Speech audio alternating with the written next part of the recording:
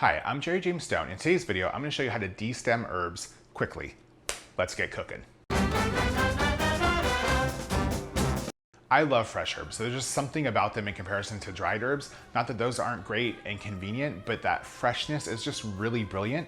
A lot of herbs can be tough though. Like taking those tiny ass leaves off of those tiny little stems can be a real pain in the butt and make it not so easy and just not want to deal with it, right? So rosemary is one of those ones. Thyme is one of those ones. So I'm gonna show you a few different methods that you can use to remove those leaves quickly and help you get more fresh herbs into your diet.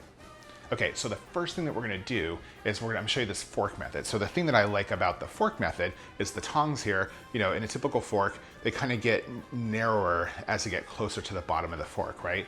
So that makes it really great for rosemary because if you're getting it from the farmer's market or the grocery store, wherever you're purchasing it from, there's a lot of variety in the girth of that rosemary. And so the fork is really great. So all you have to do is just kind of slide the rosemary into where it fits and then just slide it across and it comes right off, right? Super easy. You see how quick that was? Let me do it one more time. Put the rosemary in the fork and just slide it right off. Comes off super, super quick.